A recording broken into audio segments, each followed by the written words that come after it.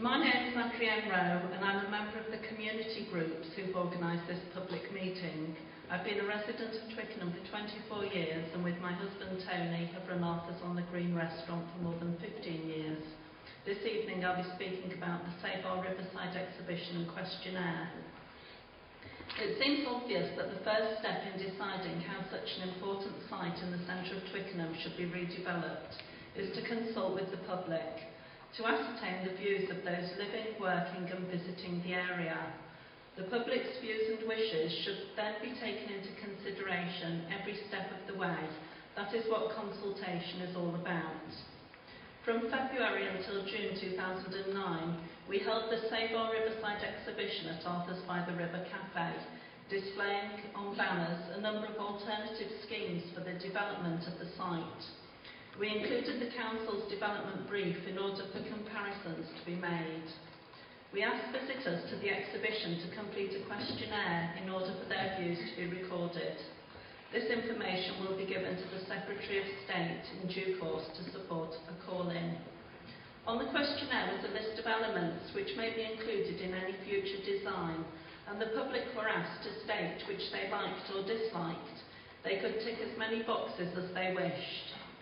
Of the 527 people who completed the exhibition questionnaire, 73% were residents living in TW1 and TW2 postcodes, a further 15% from other TW areas. Not everyone responded to all the questions, so the following percentages are of the people responding to that particular question. There was an overwhelming response from the public to question 1. Do you agree with the London Borough of Richmond upon Thames development brief, scheme 1? A massive 98.5% said no.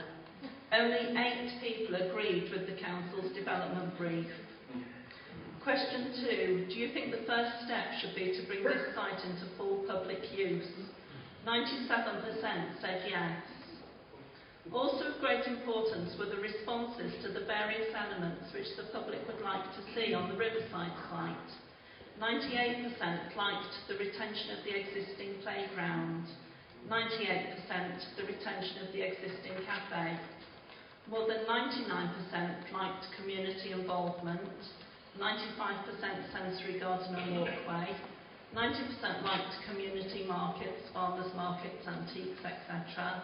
90% liked a public square or piazza, 89% liked an open-air performance area. The Council's proposals include the removal of the horse chestnut trees on the embankment and replacement with pin oaks, a non-native species.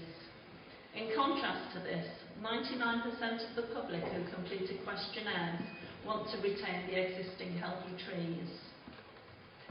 Because this site has been closed for many years, not all of the visitors to the exhibition knew of the existing buildings on the east side. Those who remember the site before it was boarded up over 20 years ago will be aware of the possibilities for renovation of these for youth and community use, including the bathhouse facing the embankment, which is currently in use as a local charities office. 85% liked the idea of renovating the existing buildings. Less overwhelming support was for licensed buskers and entertainers, 75%. Tourist information office, 62%. Open-air ball court and gym, 55%. An element which on hindsight could have been better phrased on the questionnaire was concerning the river centre not to be funded by enabling development or housing. Only 63% answered this question, with 68% of those liking a river centre not funded by enabling development. Of the more controversial elements, 94% disliked housing on the site and 75% disliked shops. Obviously, if the community do manage to stop this council selling the land for housing, river centre and car parking, practical and viable proposals can be implemented in order to develop the site into a space where all members of the public can relax and enjoy, and which would also bring revenue and benefit to the town centre. The results of the questionnaire give an indication of where to start. Thank you.